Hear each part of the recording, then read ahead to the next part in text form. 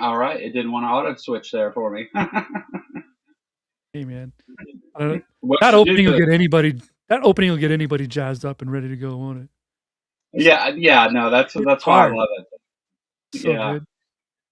that that song just has a good beat to it and stuff, and then Jess, of course, took it and did her wonders with it and made it something cool. And uh, yeah, I've got a one of my other intros, the political show intro. I've got to mess with it a little bit. It just jumps in really loud all of a sudden. I've got to cut down the volume on it some whenever I use it because it's jarring. I don't want to like people with headphones. I don't want to scare the hell out of them. But how's it going, Justin? What's been going on, man? Just so many things. Um, Yeah. I mean, Well, that's yeah, I'm just trying to keep busy. I've got my normal day-to-day life, right? Go do my day job, and then I've got the things that I aspire to do, which is to um, content create and exist on the internet. So I trying to spread what little wisdom I have as far as I can get it to go. But then, of course, there's the random shit life throws at you, with which feels like that's every day nowadays. Whether it be more personal related, like I had a health emergency the other night, which was interesting. First one of those I've ever had, and then of course all the things going on in your neck of the woods, which just you turn on the news every day and you just hope the headline doesn't read, you know, Trump nuked a thing. yeah, yeah. And I mean, like most of Canada lives along the border, and so like the I imagine it's even though you're in a completely different country, I imagine you have to at least somewhat. Yeah, I imagine these days it's hard not to really, but you have to somewhat keep up with what's going on in the U.S. The has effects, even though, and especially whenever he's talking about invading everybody, and has already been in arguments with Canada and everything over nonsense that didn't even make any sense, which carries on to this day. But Yeah, you know what it's like. It's like moving into a new place, right? And then you've got new neighbors, and you really hope your new neighbors are like at least reasonable people, yeah, right? Um, if you're being a little too loud, your hope is that they'll just come rap on the door a little bit and be like, "I'm trying to put the baby to sleep. You're just a little," and you're kind of hoping that you're like, "Oh, I'm so sorry," and it'll be the end of that, and yeah, everything will be kosher. You're really hoping it's not the kind of neighbor that comes slamming on your door, yelling curses at you, saying, "There's other people who live in this place. You better keep it down, or I'll kick your ass." Like that's kind of what it feels like. We're like, you either now have to live with this complete asshole, um, or it's like, no, there's mutual respect, and we're all going to be careful to make sure that everyone's happy. And I'll go ahead and say it for you, Justin.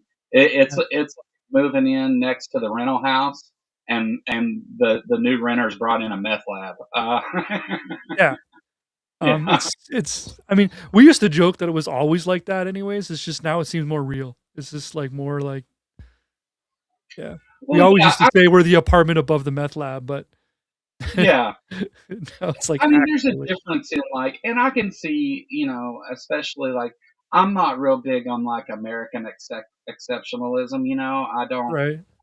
see us as blameless. I think, I think I think much of the world has always viewed, or at least in my lifetime, viewed Americans as noisy and rowdy and just like causing problems and thinking they're hot shit when they're not, just arrogant assholes. And it's different though when it's like it's different when you have the people acting up, and then when you have the country itself like politically being malicious. Like that's Yeah. those are two different things. Y- Another thing that's kind of like jarring or interesting too is that like if you would have met me in the pandemic, my attitude to Americans was just like, what a bunch of morons. Like, I want nothing to do with any of them. I had you all as like this in the same basket of like, I used to say this joke all the time that in 2016 when Trump got elected president, CNN was the funniest channel on TV. Um, it's not funny. No, no. Yeah, it Um, goes from you can laugh at, you can at least laugh at them if nothing else to like yeah. it's not funny now. Well, Like then you're and then I make American friends, right? And then now I do a lot of stuff with different American people who live in different states, all across the states, and they're all great. And it's like, you know what? No, there was people in there who thought just like I thought, who were stuck in the middle of it, and if they could change it, they would change it tomorrow. yeah. So now it's more just like now I just worry about you guys all the time. I used to like not care. You were entertainment. Now I just sit here and worry. Like all the stuff Well, going on in Minneapolis, like I could throw a rock and hit Minneapolis from where I live. Like not literally there, obviously, but you know, it's a couple hours drive for me. And so it's a little close to home. And people who live in Minnesota technically live more north than I do. So they're, you know, they have more right to a Canadian card than I do. um, yeah. so it's The crazy. yeah, it's just yeah, it's crazy. Fair enough.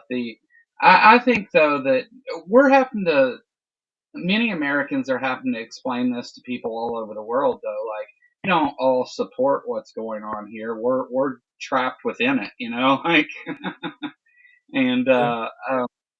there are, you know, don't get me wrong, there are the assholes that think all this is a good thing and whatever, but like and go around, you know, still acting a fool about it. But There's a live stream happening right now. I just noticed in my feed that is exactly that, where they're just praising everything ICE has done so far.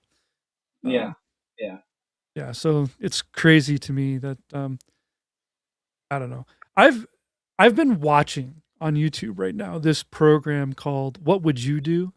I'm sure you're very familiar with it. I guess it's pretty popular in America. And I'm just yeah, so happy to see all the different there seems to be more people who do the right thing than not, which is encouraging. But then I'm like, if this is the case, then how did he get elected in 2024? I don't understand. Like, so it must have really just been like, it wasn't that there was more people that agreed with the orange pumpkin as your president. I think it was just like the other side failed to show up. It must have been. yeah. Well, I mean, we had going in, so we had a lot of just unfortunate things take place. You know, Kamala Harris ended up, you know, not even running anything close to a full campaign. You know, she had to, you know, get everybody to get on her side in a short period of time, and still, you know, lost by less than 1% of the vote. And And to be fair, it was the right move because I don't think Biden had a chance. yeah, oh right, no, I don't either. I think that it was the right thing to do because even if you wanted to argue that Biden was 100% mentally competent and still himself, which I wouldn't say he was 100%, but even if that was the case, though, he has to be electable, and the people have to have faith in electing him in order to Yeah. get through the election. And even And now, if he was president, he's now sitting there with cancer. So, you know, that yeah, would have yeah, just, yeah. yeah, he's got very aggressive cancer, and at his age, you know, he needs to worry about that. Yeah. And the I think though that you know there's misogyny and racism and things that went into to not electing Kamala. She was clearly the more experienced and better person for the job. I mean, um, MAGA folks are, of course, you get to like are you more worried about the country, or is it personal? And then we also have like, or is it like selfish desires? And then we have like, you got to remember, most of our country doesn't understand the workings of government or anything to begin with. So most of our country, or I think the figure is like a third of our country, can't tell you what the three branches of government are in the United Yeah. States. They can't they they can't tell you how many states there are in the United States in some cases. So uh, we've got, and it's a failure of our education system in a lot of ways. There's just this. It's a whole bunch of things. Wealth inequality is a big problem here, and to other places too, to be fair. But the and we've got this corrupt healthcare system that is to kill us all, and or at least the poorer people would be better off dead. Like that's kind of our healthcare system. Me personally, having a history of being a drug addict, I'm well aware it would have been cheaper to just let everybody die than it would be to fix the problem. And so you get, what are your values and how do you prioritize those things? And we have uh, we have people on opposite sides of that prioritize things differently. I would say that as a country, you're stronger by how you treat the least of your residents. Man, Um, you're just taking my script away from me as you say that. No joke. I've been thinking about it all week since you booked me on, and I'm like, I wanna be able to come on Joe's show and say something very pointed and important.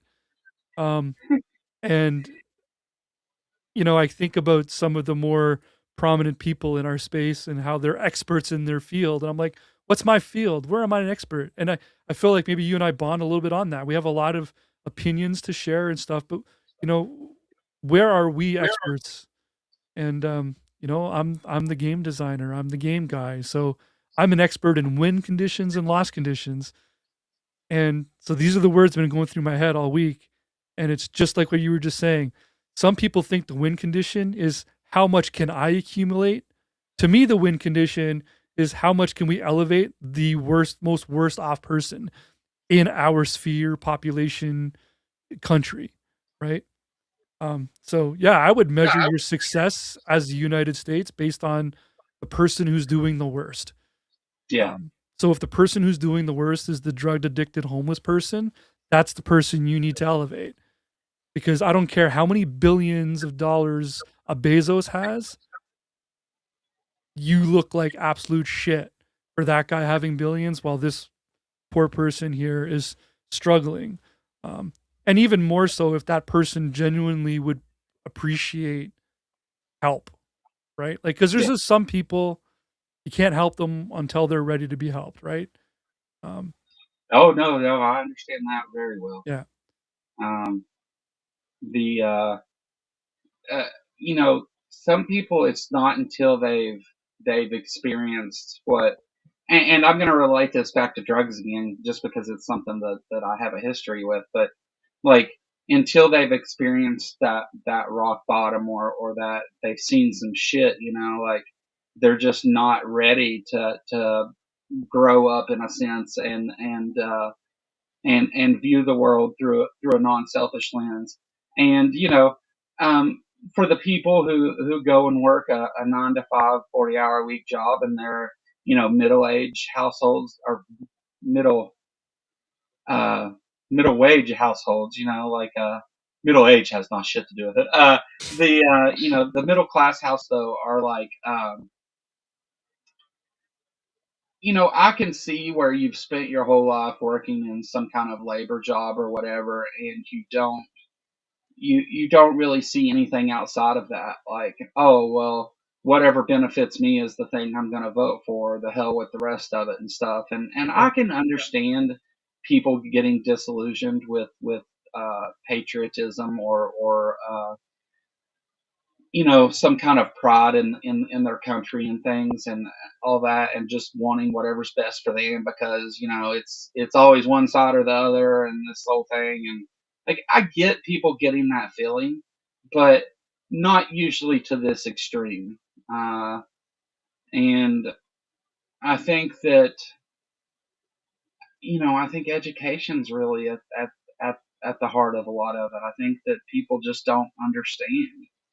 I mean, there's some things I think every human is entitled to, and I don't care, um, you know, what their race is or where they live. And education, healthcare, housing, food, these are medicine. These to me are non-negotiable. Just every person should have a roof over their head. They should have access to education. They should have, um, and by the way, I don't care what's on your plate. The plate should be full. So if all you want is hot pockets, then just have 2 hot pockets. I don't care. Like, some of these people have been making this argument of like, why didn't you buy like flour and basic things with your food stamps and things like that instead? Yeah. And that shouldn't matter, right? Just food. Well, Everyone should have food, and healthcare as well. several states now have passed where you can't buy, like sweets or pop or unhealthy stuff with food stamp benefits. And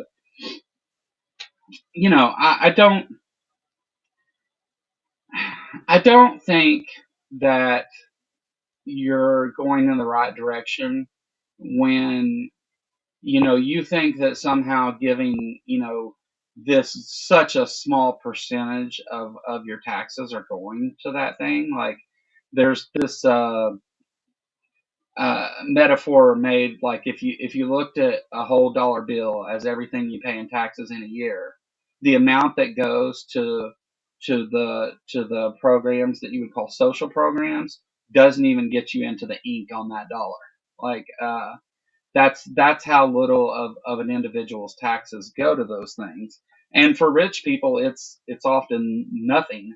So I don't think that gives you any kind of position to tell people what they have to eat. Like, I think once you start, like, you have to eat this thing. I don't care that you don't like vegetables, and I don't care that you don't like these things. You have to eat this stuff.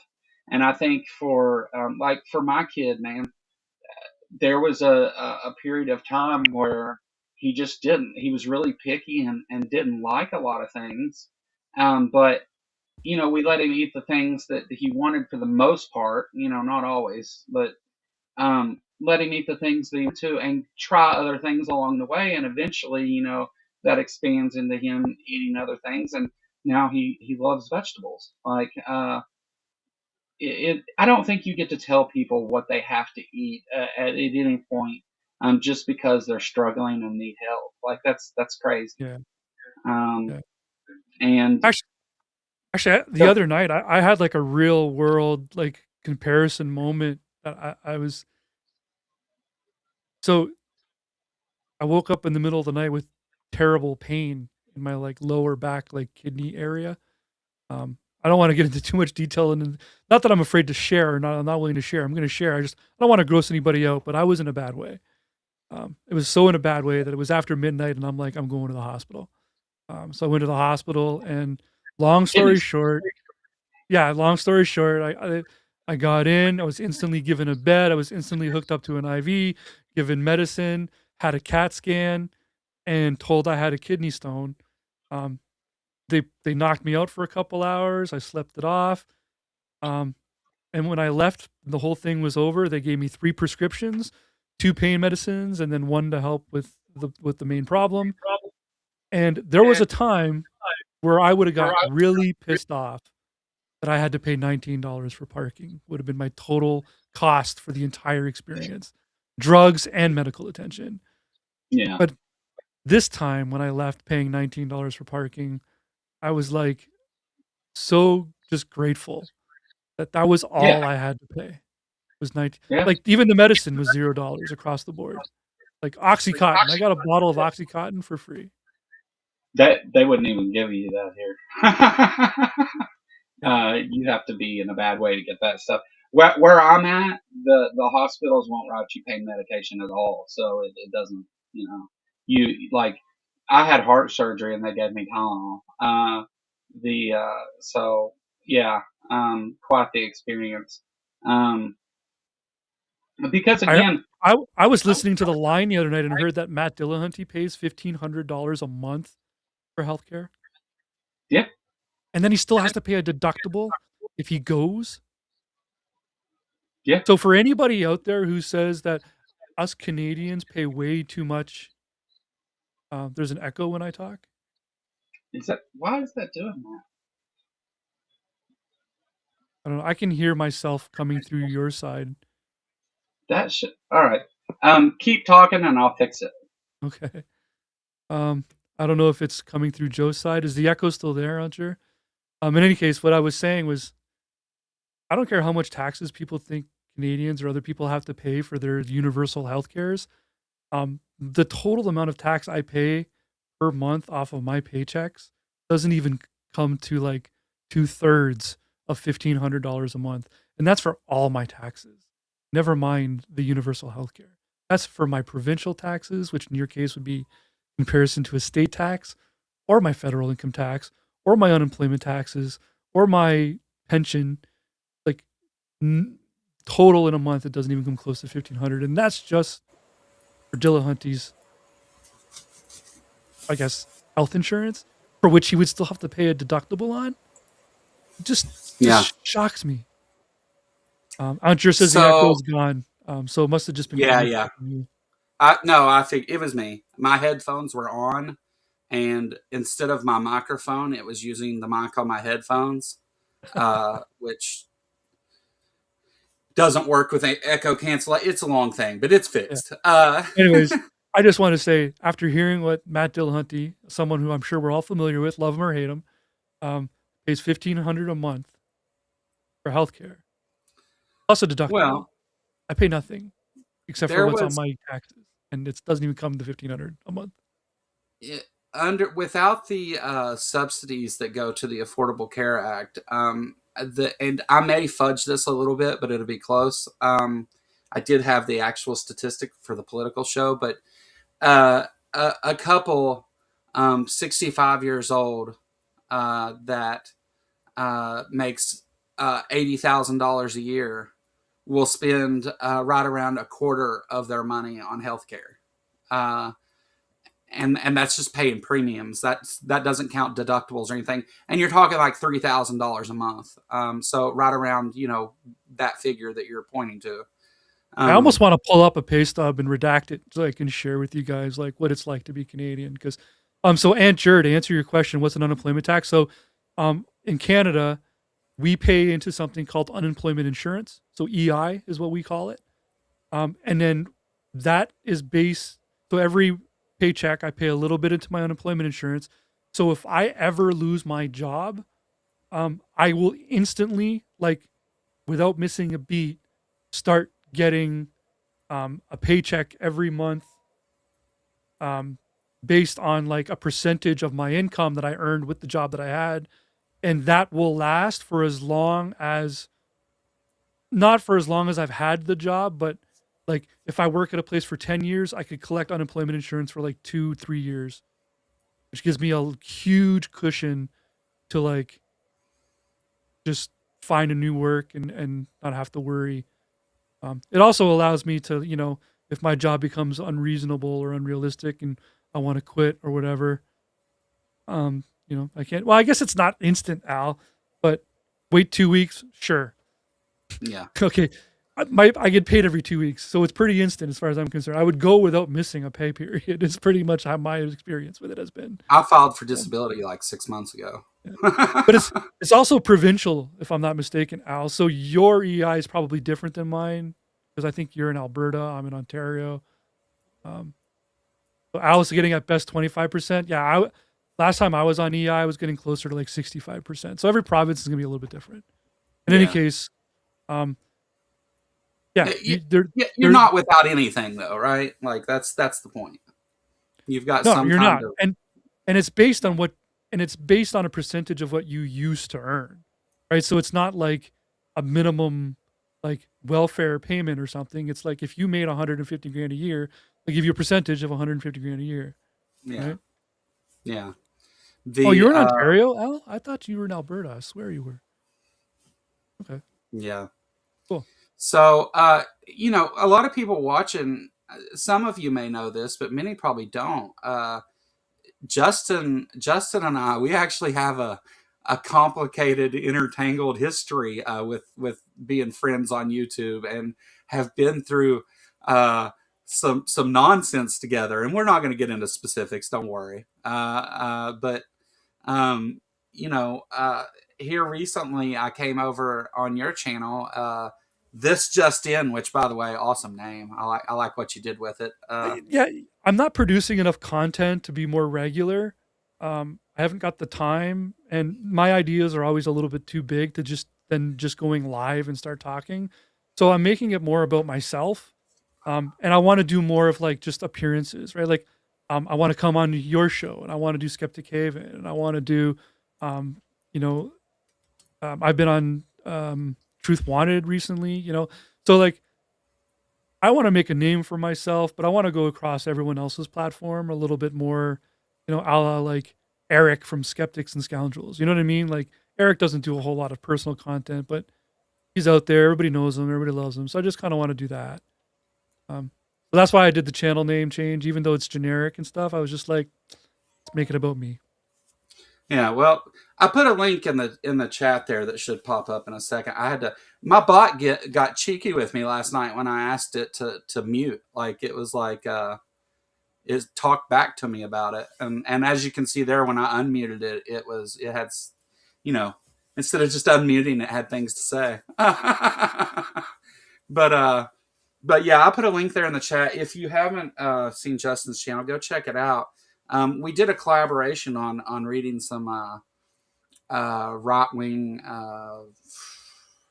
propaganda book for kids, and you've done a couple of those. And I have to say, I do a political show, and I'm used to like engaging in a lot of the things that is said by the right wing, and covering topics about Trump and everything. And that book, just the fact that it was directed towards children and stuff, was more jarring and upsetting to me than the things that I cover weekly on a political show that I do for 2 hours a week. Yeah. Um, in that particular book that we covered, that elephants are not birds, um, the chat really, the comment section got really hot on that one. Like for my little itty bitty channel, I'm usually stuck in an echo chamber of just everybody with pats on the back, good job, well done, way to go. But that chat got electric, and a lot of people with some really bad opinions of things started to come in. And then I Well, recently also found out that the author of that book is one of Elon Musk's baby mamas. yeah, yeah. Uh, I noticed. I just looked the other day at it because it got like you haven't put out a whole lot of content yet. That got 500 and some views, 580 views or something like that. Which I mean, most of my videos don't make it to that. It's every now and then. Um, the but it was like 10. It was 50% thumbs up and thumbs down on it, and I was like, wow. I was like, that's rare that you get a mix like that. And Yeah, the it was. comments are just like assholes for the most part. Yeah, like if Um, you look at the gun control book we did, the "Keep Your Hands Off Our Coconut Cannons" or whatever, it got 3 times as many views, but the comments were all like, great job, good video, and good work, and all that. And then it wasn't until that we found a anti-trans book where like the reactions were interesting to say the least. And there's another book by Brave Books um, that I think follows the same kind of path. I think it's called "There's Only Stripes and Polka Dots, Nothing Else" or something like that. oh, okay, yeah, Um, but I've already got a backlog here already. In fact, I've got one I just recorded with Aaron Ra, yeah, um, which I still have to edit and publish. I also got Ryan from formerly of MDD. yeah. Um, so if anyone misses Ryan, and if you didn't know, he's also dumped MDD. and which is modern day debate. And now Ryan and I are thinking about maybe doing a live stream where we talk about our experiences of working with James and MDD, because that channel has lost its way. It Yeah. is just, um, we all know where it started to lose its way, but now it's truly like a fucking Yeah. swamp. Just whatever kind of shit show propaganda or uh, provocative crap that you can put on there, whatever causes the biggest dumpster fire. Yeah, And it's usually particular political issues. yeah, The I don't even watch, even when my friends go over there. I'm like, well, I'm sorry, like I won't be supporting you in this one. Which, take it as you will, but I'm not. I just can't. The thing is I'll get myself in trouble, is what it is, because I'll go in the chat over there and to watch somebody, and the chat is just so awful there that I'll end up saying some things that may costing me my channel, and because I you know I try to be cool with people, and very rarely do you see me lose my temper or get emotional in a negative way, but uh, I don't care to let a motherfucker know, like, and it's just they MDD would never block me. I know that. Like, I would have to really fuck up to get blocked over there, because you see what goes on in the chat. So they wouldn't save me from myself, in which case I can't promise that I wouldn't just loosely sling a thread at somebody or something like that. And I'm honest about it. If you're just so hate filled, if you're a Nazi, if you're spreading Nazi ideology and things, um, and you're an asshole about it, that may just trigger me into going back to some of my ghetto roots, like, and I'm not proud of it, but that's where it ends up sometimes. yeah. It's. I I feel like it's not even fair fights anymore. Like, he's kind of going the route of the whatever channel, where he puts like these people who literally debate for a living up against like the most. I don't want to be insulting to some of the young women that they get on that whatever channel, but like, let's be honest, they're not debaters. They're just average people, right? Like, Yeah. they live their lives, and they might be only fangirls, and they might be club girls, and they might be woohoo girls, whatever you want to call them. Um, but they genuinely just like to enjoy themselves, and that's not an easy thing to do nowadays. And then you put them up against people who, I don't want to say they're professional debaters, but they debate a lot. It's a mismatch. It's Yeah. Yeah. it's it's not a fair fight. And that's Well, MDD now. It's wh- basically platform the same two morons over and over again against the most basic people with who spent no time researching the topic. People used to prepare for debates. Now they're just like, "Are you ready for this?" Sure. yeah, Like, whatever. I'm guilty of that. Um, but see, whenever I start preparing for something, I get too in my head about it, and then you can tell that it doesn't flow as good, and I'm going to give probably the same information anyway.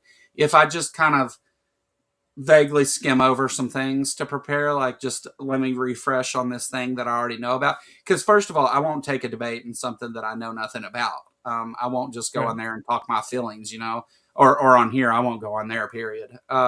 But um, I remember I was it was early when I started live streaming. I was kind of nervous about saying too much about modern day debates after my experience with them, um, and right after that is when the thing with Matt and Andrew Wilson happened, and so um, I was I wasn't sure if I should say it or not, and I did. Obviously that's who I am. I just say whatever I want. The so, but then the whole thing with Andrew Wilson and all that, and I was like, okay, I'm on the right side of this, thankfully. Like, but uh, modern day debates had an awesome moderator team though, like you and Amy and Ryan, and I mean, had it in really good hands, as far as keeping an eye on things. You didn't have to do much there. I mean, but like, you guys, it was in good hands, and you were at least aware enough of the topics to see where it was going. Well, like Ryan hung in there a little bit longer than anybody else, and that was because he was willing to kind of play ball a little bit more with James, right? So like James would never tell us how to moderate. So my approach was, um, as long as Pace. they're not insulting each other directly, they can just pretty much do and say whatever they want. So to say the thing you just said was stupid, that's fine. But to be like, you're a freaking moron, I wouldn't have allowed that. And you Yeah, know what ended up happening? If you go look at the timeline of modern day debate, my last bunch of debates were all with uh Witsit Gets It. Remember Witsit? oh yeah, yeah, no, I do. Right. And I started to feel like, because everything he would say was so stupid, I started to feel like people were just attacking Witsit. So my moderating was like, all right, mute this guy who I technically agree with and tell him to stop calling Witsit an asshole and things like that, and like attack the argument, not the guy. To the point where even the people in the chat at MDD were like, a moderator who's a flat earther. And it's like, I'm not a fucking flat earther. I'm just trying to kind of keep this stupid flat earth debate on the straight and narrow. Because that was the Yeah, other thing. It's a flat earth debate.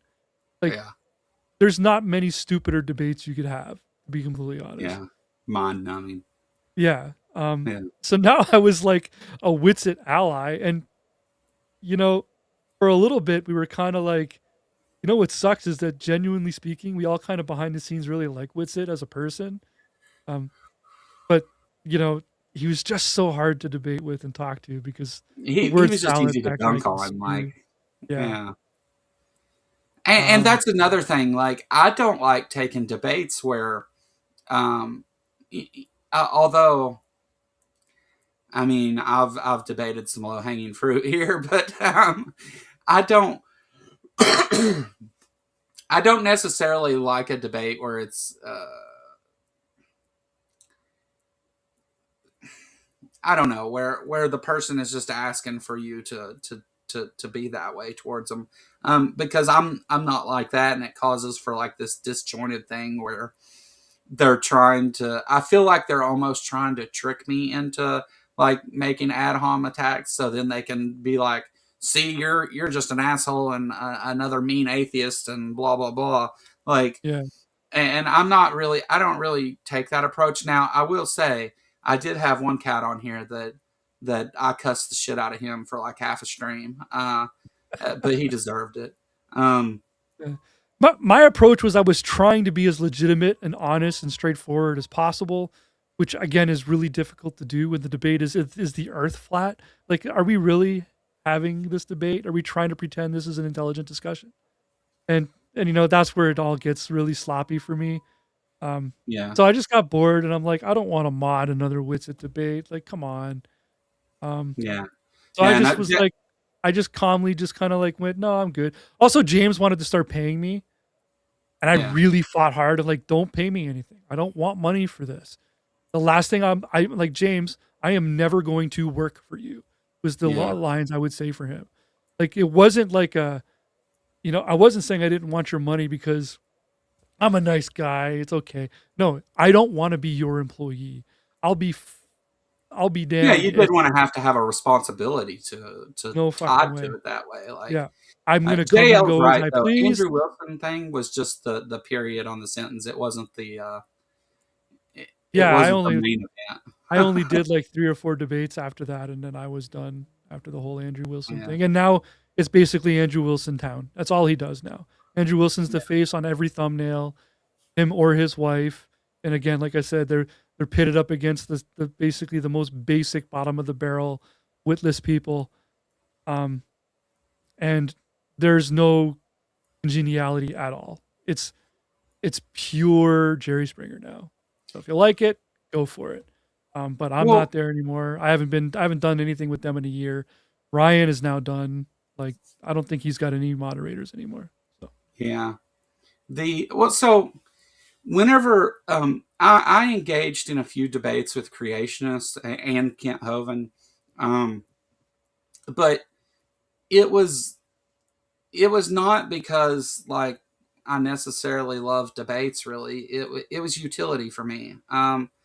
It was something that gave me an experience in addressing things in this particular way, and the arguments of this particular group of people that are very prominent in on social media. So it it was very much about getting better at dealing with different situations. It wasn't so much about, like, I don't think there's really a debate to be had about evolution versus creationists, young Earth creationism, because those two things aren't even on the same playing field. Like, they're two different things. So, I didn't I didn't hate doing it. I mean, I enjoy the preparing for it and the event of it itself, but the subject matter was just kind of whatever. And like with Kent Hovind, like I knew what I was going into, and um, I've probably watched more Kent Hovind debates over the years than I should have, and it was very much about just being prepared for the things that they say, and uh, engaging in it in real time, just getting better at what I do. Uh, yeah, but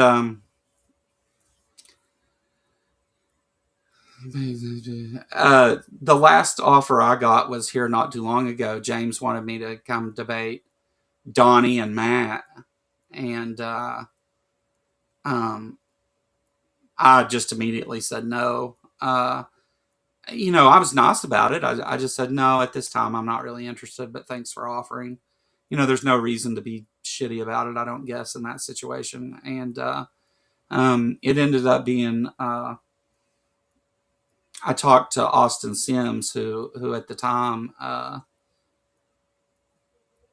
that I guess James told him that he wanted him to have more subscribers or a larger following before he was gonna let him come on and debate. But then I guess he changed his mind or whatever. And I was like, just message him and tell him, tell him you'll do it. That that he offered it to me, but you're interested in debating Donnie. And I said he'll do it. And I guess that worked out. And that was one of the cases where I told Austin, like, good luck, but I'm not going to be there to support you. I don't. I hope you have a good time and do well and all that, but I won't be watching. But modern day debates just when it started. I don't want to say when it started going downhill, because it kind of started there, but like uh, it just got really bad quickly. There was just a lot of nasty things going on, and as it went on, then after the Andrew Wilson Matt Dillahunty thing, that became more concentrated, right? Because most atheists left, like, was just like, we're done with this place. And yeah, I was watching. I came across MDD just because I followed Matt there myself. So like I was basically just watching all the Matt Dillahunty debates, and then discovered Aaron Ra, and I was like started watching Aaron Ra debates. Um, Now I can't stomach more than 2 minutes of it. I'm just like, this is disgusting. This is terrible. yeah, Um, yeah, I don't I mean, I focus a lot of my channel on talking with other atheists, and of course I've been doing a lot of the political thing, and the political show on my channel is actually the most viewed thing on my channel now. But I watch it every week. I may well, not be in the chat, but it's always there. I'm here at my computer working like 40 hours a week. I work from this position. yeah, So you guys, all of you guys, right? Robin, I saw your debate. Don't worry, I was there. I may not have been in the chat, but like I'm always watching. I haven't talked to my man Mark Reed in a little while, but I'm always watching Mark Reed. So I'm Yeah, always watching JL. If you're not watching JL, you're doing YouTube wrong, by the way. So you make sure you go watch JL too. yeah, But yeah, I'm always watching, you know, but I'm not always chatting. That's all. yeah, yeah. No, and I do a lot of that too. Mostly just because like I'll have my headphones on, while my kids playing video games or something, and just listening to something, and that's I do try to interact, in chat or whatever when I can, and I do. The most interaction I do in chat is probably over on Maya's channel with Bad Science Sunday, um, but She's she's my I fall asleep Sunday night YouTube show right there. yeah, me too, man.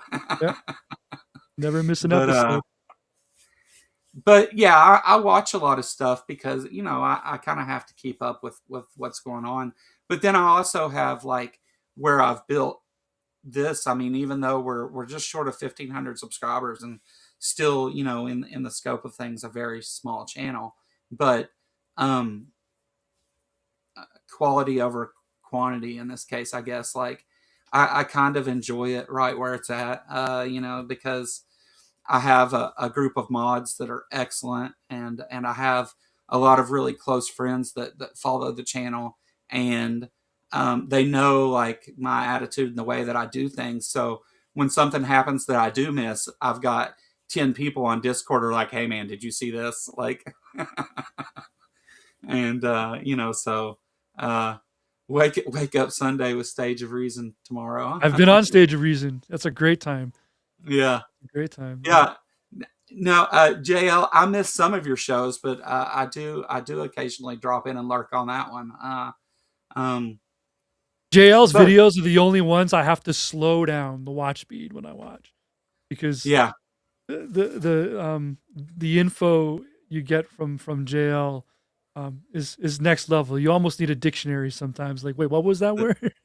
the precision in Oh, which that's it. he That's a takes apart great way arguments. to describe JL's Yeah, videos. yeah, Precision. yeah. I have Yeah, to say, it was very early on watching JL, and I was like, this guy's a psychology guy. yeah. Yeah. And And of course his background. I'm sorry, but I just right, every time I get lost in his background sometimes. Like the dog from Up, it's like, oh, squirrel. You can't like, look, it's Jason. Oh, it's this. Look at that. Good yeah, stuff. yeah, yeah.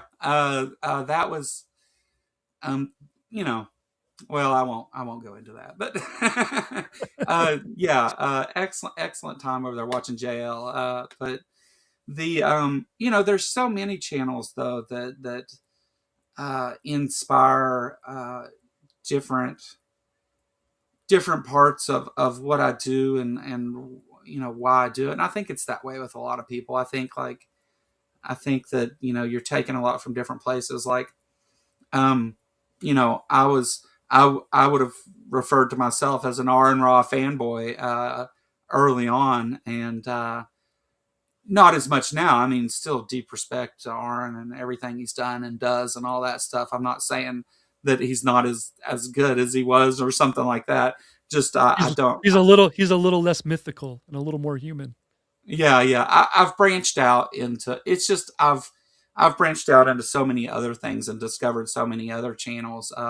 Great channels, both big and small, that are doing cool things, and it's always neat whenever I come across a new channel and I immediately recognize like, oh, this person has it. Like, this person's going to do really well, and you would think that I'm bitter to see a new channel come on and pass me up so quickly or something, but I'm not. I'm happy to see it. Like I love to see that. Uh,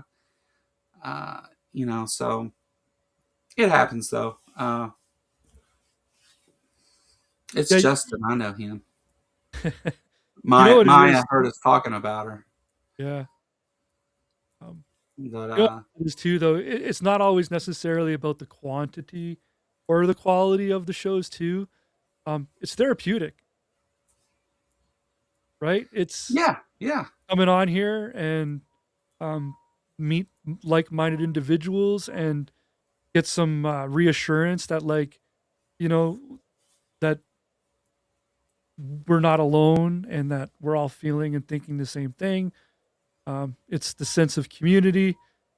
Um, so, even if you were to only come on and do a show live once a month, you know, if that's all you need, then that's all you need. Yes, Maya, I was telling everybody about how you're my Sunday night go to sleep show, right? Yeah. During the weekdays, I like my monologues from, Kimmel and Colbert, but Sunday night, it's Maya. She's in that she's in that important lineup for me. Yeah, yeah, no, for me too. The Maya has been around and entangled in all that history we have too. The you know there's it's neat though to see I really like the branding and then the channel name you've settled on, and I've ended up doing political shows now, which I guess was always kind of something that maybe seemed like it was a possibility. I have to say though, like I have a hard time differentiating the two now, like because the atheist activist side of me is hard to differentiate between the political hack that I am now. the um, it's the lines just became so blurred, and it seemed like and still is like it's because my channel focuses a lot on the community itself and talking to people within the community and doing things to bring people into this community and encourage people to create channels and speak up and all that crap. Like because of that, like the political stuff is almost a necessary thing. Like it's it because of everything that's gone on and stuff. It is the most harmful thing and the most important thing I think that affects this community that I try to build today. So I kind of had to. Well, it's also kind of like there's some things that are real and some things that are not real, right? So if you're going to debate with a creationist, let's be honest, we're all laughing a little bit on the inside because we know this Sure. isn't real, Yeah. right? But the political stuff that's been going on, especially in the last 12 months, that shit's way too real, right? Like Yeah. lives are being lost. You know what I mean? Yeah. I'm sure in a secondhand way, you could make an argument that lives have been lost believing in creationism, but this is like definite firsthand, like federal government is murdering people. That's way too real and needs acknowledgement and needs discussing. It needs to be people need to know it's happening and they need to know why it's happening. We need to discuss how to stop it. And so there'll always be creationists, right? But hopefully there won't always be this government. Yeah. So Yeah. there's priority there. Yeah. No, I think you're right. I think um, at least the fundamentalist things are going to be around. Hopefully we can stop the traction that this political movement, which I don't think we did. I think they did it to themselves. Really, I think that it's only their incompetence that outweighs their will to do evil to their fellow man, uh, and so they damage themselves far more than anything I'm going to do to them. I just make sure that people know they did it. My biggest concern right now is that whether or not you guys are actually going to have an election this November, because I honestly I've don't think that's predicted going to happen. forever that we wouldn't. Since before Trump took office, I predicted that we wouldn't, and how he would Yeah. go about doing it. In fact, I could probably show you recordings of me saying I think Trump is going to purposely start a war so that he can call himself a wartime president, so that he can pause all elections. Yeah. My angle was, as I said, that he would go into blue cities and cause civil unrest himself, so that then he could declare martial law just in those cities, and then restrict elections in those places. Now that may not be the method that he ends up going with, but it's definitely Pretty much prominent. already has. Yeah, well, right, but that's we knew he was. I knew that was his plan. It was in Project 2025 to begin with. So, Yeah. um, Now it the looks like it's going to come down to. I think he's going to end up in Iran. I think you guys are going to war with Iran.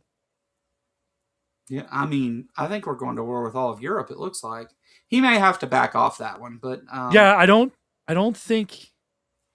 Man, you know what? It's so hard to make these predictions because that dude because is he's a so nutcase. unfucking glued and Yeah, unhinged. yeah. But I think even the dumbest of his cabinet would be like, that's a problem because if if Trump goes at Greenland to basically go to war with Europe, the the second NATO disappears, North Korea invades South Korea, China invades Taiwan, Oh, World War Russia Three. s- Russia Yeah, starts in on Poland, like it's over. yeah. Um, and Well, if Trump goes to war with NATO, Russia definitely attacks NATO while it can. Uh, yeah, but if um, he goes after Iran, he still technically is in NATO. yeah. So yeah, If he goes after Iran, he teams up with Israel, and we know that there's some issues there, and with what Israel's done. Well, they're they've committed genocide, and yeah, the I'm just curious as to how far that partnership goes. Like, does the U.S. like actively take a part in that genocide? And I really hope that's not where it goes. But at the same time, like Trump's misunderstanding of what NATO is and what it does, like I don't think is as steep as people think it is. I think that, and Lil made this point on the political show the other day, that he just wants to own it. He just wants his name on it and to own it. yeah. And He wants the map to look cool. yeah, he's just Like, that guy. Like yeah. he thinks because of his He's played one too many misinterpretation games of of the Risk. He Mercator wants the North projection. American continent. That's all he Yeah, wants. He wants Risk. he thinks Greenland is like the size of Africa because of the Mercator projection. So he's like he thinks it's this huge country and not just and not to be mean to the people in Greenland, but just a small chunk of ice in the ocean. The Yeah. um, but that small chunk of ice is part of a sovereign nation, right? And um, we're supposed to have treaties and stuff in place. And if you look back to like the 1930s, maybe, um, you know, uh, I don't even know if I should say his name on here. Uh, Nazi Germany marched into Poland, right? After they had went into the Rhineland, and um, whenever they first started doing these things, everybody that had all these sanctions and things against Germany just kind of sat back and watched, and they didn't act because they were like, oh, they're not gonna, they're not gonna go that far. They're not gonna do this. They're not gonna do that. And while they're saying we're gonna do these things, and here we are again with a guy who very much idolizes the leader of that movement and has quoted him and repeated many of his actions, and it's the same events taking place. We've went and violated the borders of another sovereign country, and just kidnapped their president, which Maduro, not a good guy.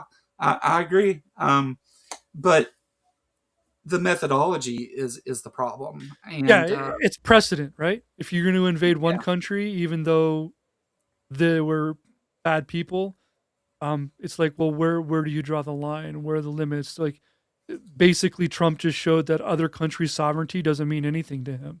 I mean, it's divine command theory applied to uh, government. Like, Mm. if you're the larger, more powerful, richer country, then you get to tell other countries what to do, and when they don't listen, you get to invade their borders and change them how you see fit. And that's not the world that I think anybody really wants to live in. Yeah. Hey, man, I, I, I mean, on the bright side and the way more boring news of it, and it's only a bright side for me and my fellow Canadians. Um, our prime minister is quietly just filling all the power vacuums your government is leaving behind, though. Absolutely, Have yeah. you seen Carney and I his see visit to Carney over in China? China. Man, Yeah, I mean, look, there's some human right issues there I can definitely get behind, yeah, but when we compare them to the human right issues in America right now, we are basically just in that plane that's about to crash, and we have to get our oxygen mask on before we can help anybody else. Um, yeah. No, I agree that China has its severe problems, especially in the human rights area. Um, the thing is, though, is that we live in a world economy, right? And um, you can't just overnight uh, drop these things and expect it to go well. In fact, that's been the very thing that's destroying the U.S. economy right now, right? yeah. Um, And I would also wager, and now this is just me talking. I don't know that this is true or whatever, but I feel like we could have a much bigger impact on Chinese human rights by being having our markets a little bit more integrated than we do by saying we're not going to do any buy any of this stuff from you because of the human right problems. You know what I mean? Um, yeah, like getting the Chinese EVs. I don't know if you guys have seen these EVs from China, but they're incredible. And at their price point, it's nuts. yeah, Um, and thanks to Trump, all of our EV market here has basically disappeared. Um, yeah, literally, not even exaggeration. Across the street from my house, they just built a brand new multi-million-dollar factory. There's a company here in Canada called Linamar, one of Canada's largest uh, employers. Linamar. Built a brand new factory across the street from my house, like 800 jobs and things like that. It never opened. It literally went up for sale the day Trump was put into office because of the tariffs. It was going to be an EV plant. But now that we're going to be like getting these Chinese EVs coming over here, and the more that they build them here, the more we'll let them build. So we put a cap on like how many they can sell here. But the more that they build them here, and we also gave them like a short-term contract of 3 years, so we can revisit the deal in 3 years. So the hope I think is that we'll just start building them here, which will then mean more yeah, jobs and more technology on the EV side of things, right? Um, yeah. I think Canada, is moving forward on the world stage, and was actually held back for a long time by, and I'm not saying they're completely blameless in this, but just they relied a lot on the United States because they thought they oh, we could. we just Yeah, did anything we were told, right? right. All of our eggs were in the USA basket. And if Yeah, USA said we're going to 100% tariff EVs from China, we went, okay. yeah, And we did it right along with you. yeah. Right? And now And we've then learned we that. turned We've on you. learned that lesson. We are no Yeah. longer going to be all in on USA, right? Yeah. We're gonna buy planes from Kentucky. somewhere else and build them here. So, We're going to, yeah, so my state, just my state, Kentucky, lost $1 billion in alcohol sales.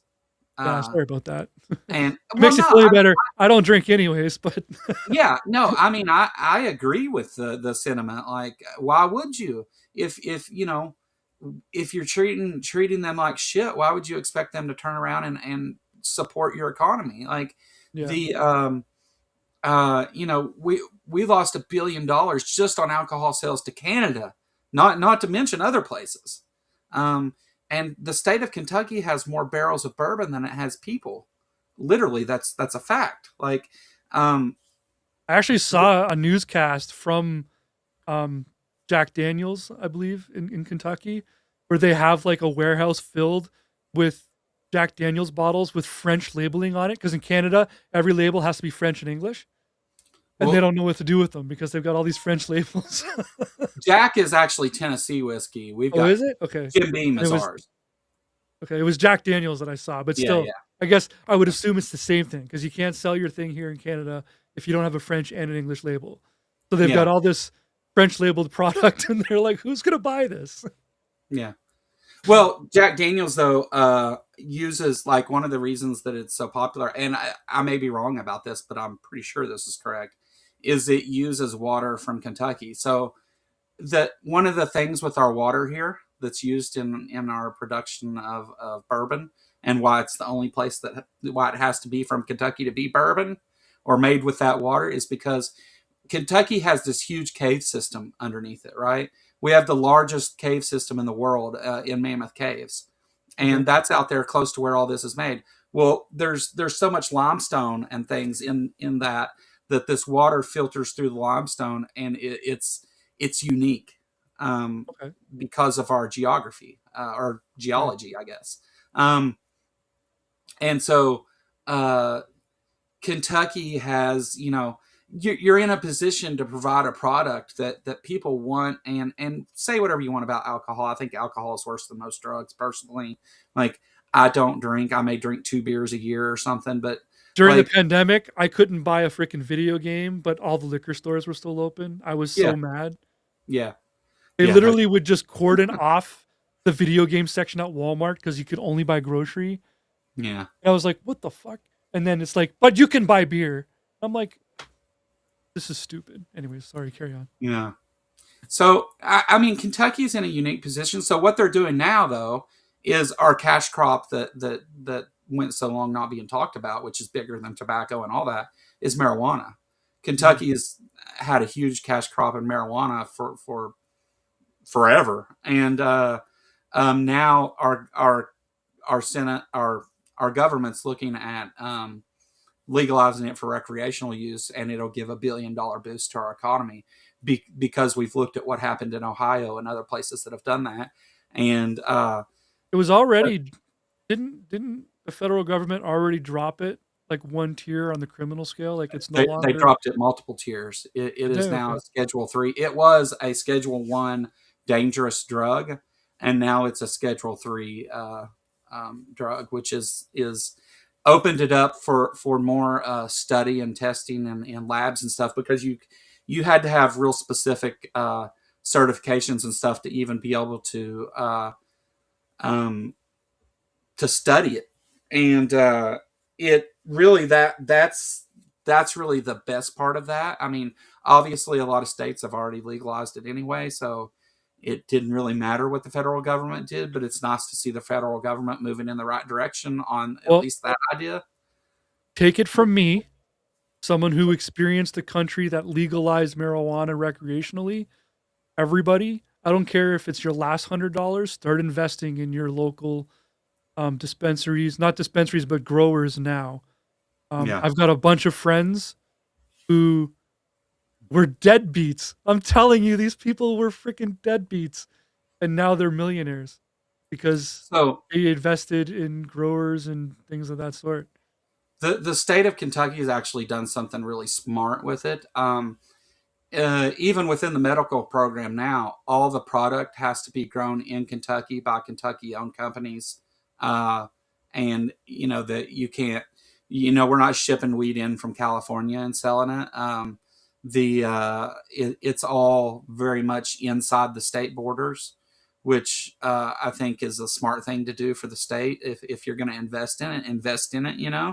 Just the And tax money alone, especially yeah, like, isn't Kentucky one of the red states that takes in more money than it makes? Technically, isn't it one of those where like, oh yeah, yeah, yeah, yeah, yeah. We operate at a if loss. Kentucky Yeah. became a marijuana leader, you guys would just be laughing so easily.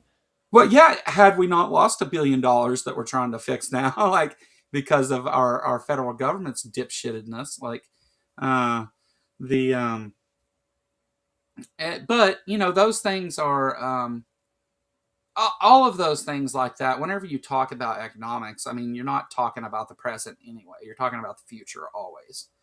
Yeah. So no matter what, I think legalizing it recreationally for a state that it's been their biggest cash crop for as long as you can remember and more, I think that's only going to have a positive outcome on it. I mean, everybody in Kentucky smokes weed anyway. Like, whether it's legal or not, the same people are going to smoke weed. Yeah. The Oh, it gets so much better than that though, dude. I can't even like the amount of development and the new ways and better ways that you can consume THC or even just CBD. If you're not looking for the high and you just want the like calming health benefits, it's like the dispensaries here is like you can go in there and you can buy like marijuana butter and like cooking ingredients and yeah. things, and you can add a So little bit to everything, and so it that's changes. actually Kentucky's medical cannabis program. They can't sell it to you to smoke. It's only edibles and vapors and butters Okay. and that stuff. So, but there's no dispensary. Well, they just opened the first dispensaries here now. I've had a medical marijuana license for almost a year now, and they've just opened the first dispensaries within the state, which they're opening them quickly now. They were waiting for the new year, um, because money. But Is there the barriers in place to prevent you from owning a dispensary? Yes, it has to Okay. be. So they did a lottery, and they only handed it out to. There's so many dispensaries based on the No, population but I density mean, of the you area. personally, forget the lottery for a minute. Is there any like, you can't have a record, for example, to own a dispensary? Oh, I imagine so, but Okay. I don't know that for certain.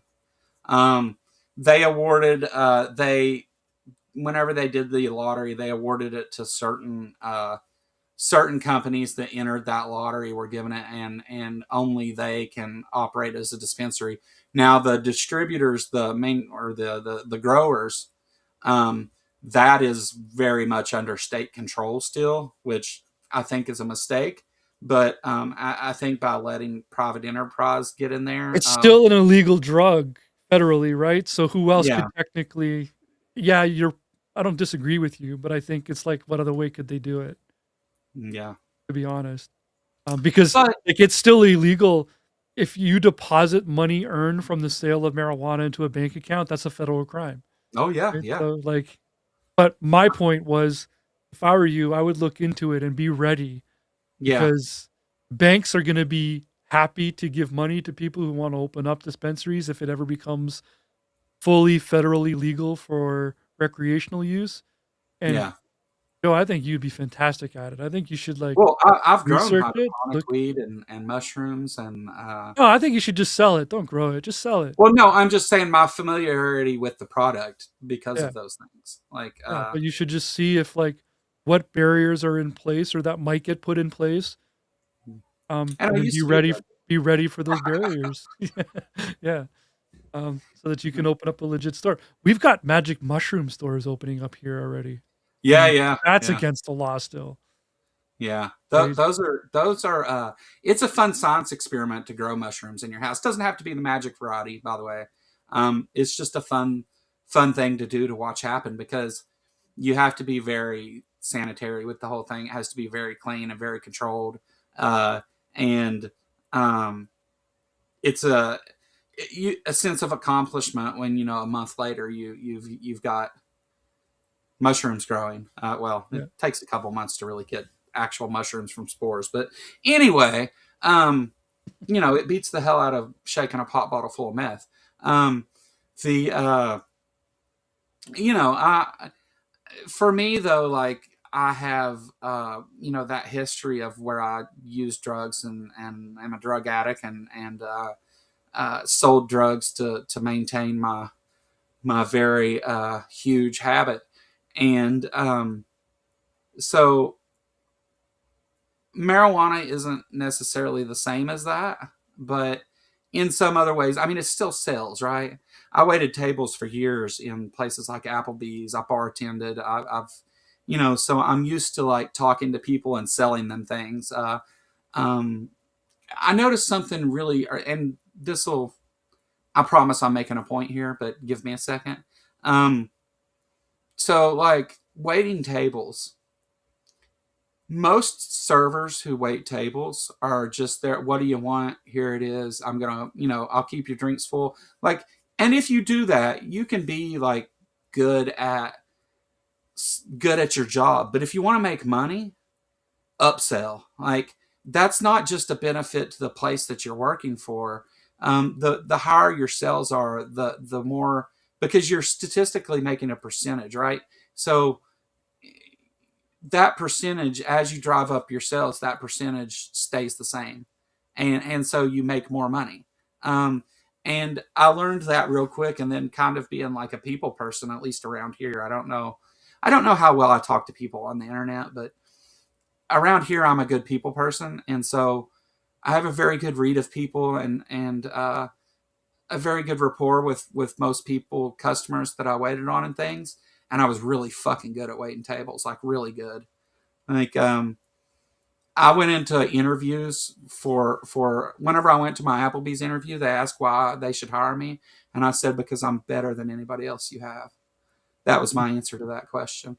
And she just kind of laughed at me, and I said, I'm serious. Like, I said, you give me a couple weeks to learn how you do things and how you work, and I promise you I will outsell every server on your floor.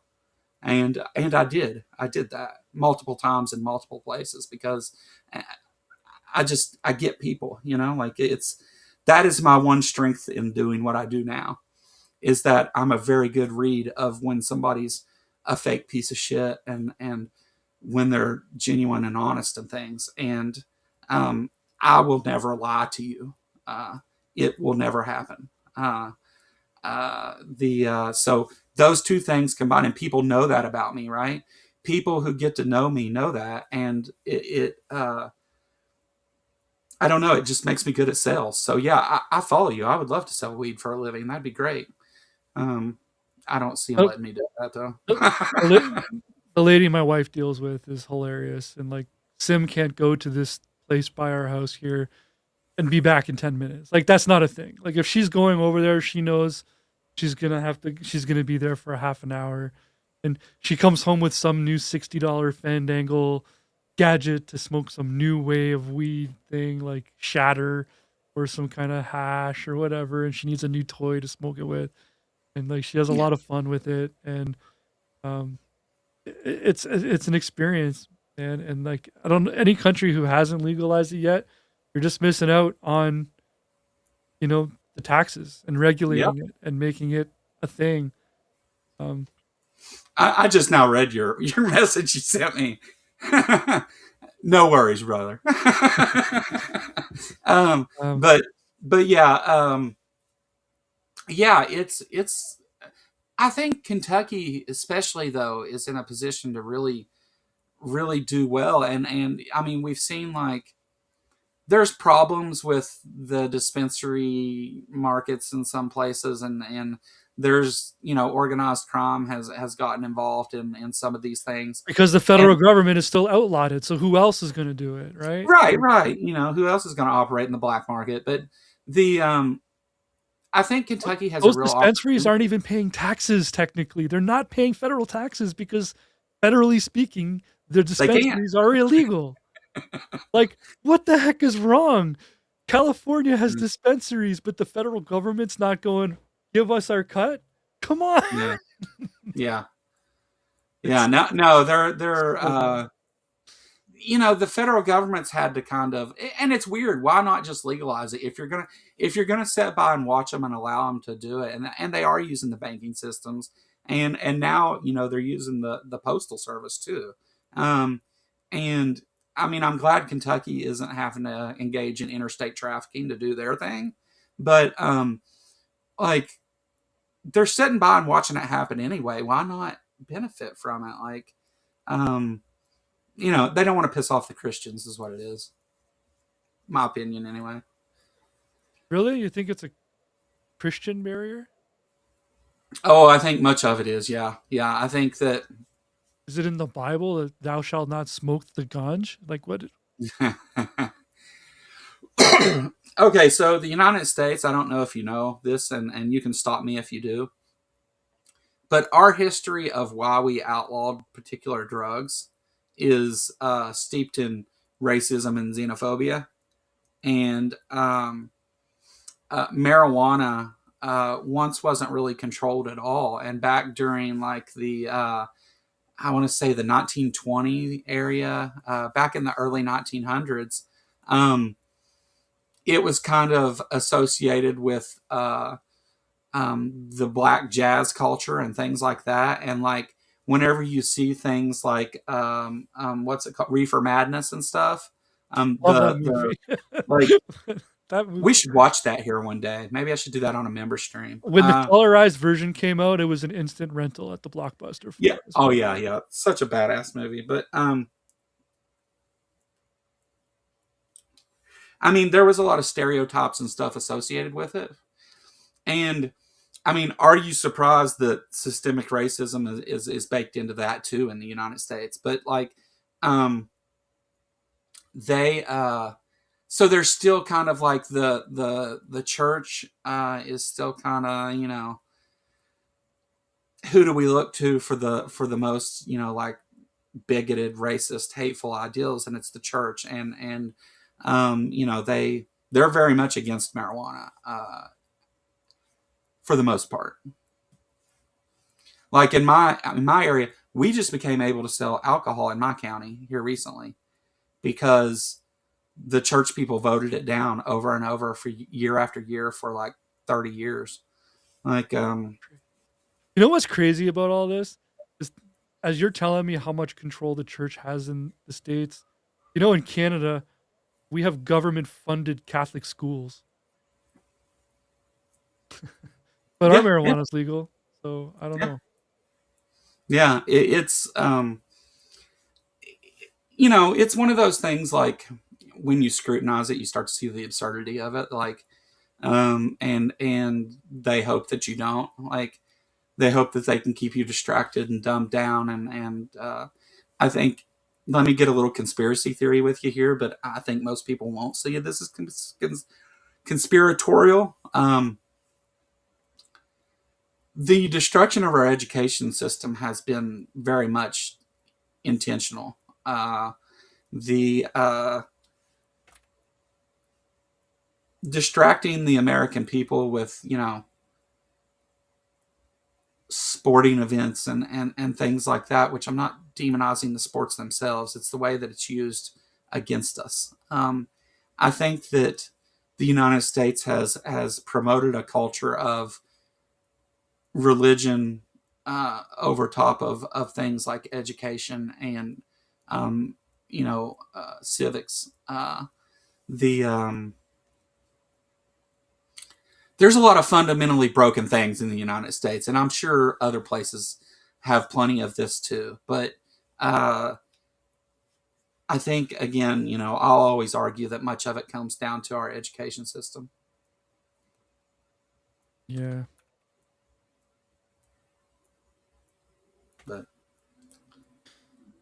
I'm just chatting with Asalon here in the chat here and mentioning that um, you yeah, know, the Catholic schools here in Canada are also heavily regulated. So Asalon was mentioning in the UK they have um, government funded schools, but you know the curriculum is set. And yes, so I went to a Catholic school, so you know you don't learn creationism, even though in religion class you still learn that God created the earth. But the problem that I've been I've been dumpster diving on Facebook and interacting with you know the scum that live there, and I had a conversation with a mom who literally sent her 9-year old from a public school to a Catholic school because she came home talking about how she finds girls attractive. all right, Um, so like, yeah, okay, cool. The Catholic schools are regulated and everything, but now parents are using them like conversion camps yeah, because they won't support like an LGBTQ lifestyle. right, right. They'll, any Catholic place is going to subscribe to the pray the gay away thing. The Unfortunately. Yeah. And meanwhile, the you know, the Catholic system is the largest offender. You know, we don't Well, you have don't to have to tell even. me. My high Yeah, school technically doesn't exist anymore. They had to change the name of it after they discovered that it was named after a sex offender. yeah, yeah, yeah. Um, complicated thing. It is and see, that's where, like, when I talk about, like, there's this religion is very much like blended into politics, like with the Christian nationalist movement, like really picking up speed with the Trump administration and things. It's really just blurred the lines of what's what, you know? Like, you can be talking about something that you think is atheism and it's really political, or both. And, like, the Ark Encounter protest thing, like, of course, there's going to be a political angle to any kind of protest like that. But um, what is it, like, and why was it that it was only atheists really that attended? There were a couple of believers there, a couple people who worked for, AIG previously, and a couple of Christians. In fact, the people who were harassing us, the only person they ended up hurting was a believer. The But it comes down to this, like, yeah, there's this political thing where it's separation of church and state, the Establishment Clause, and all that is at the forefront of why that protest exists. But it's also only atheist activists that are taking part in it, because Christians don't want to go after other Christians, because it's not just a religious thing, it's a political thing. And they align with them politically. Like, we watched Robin's debate last night, and the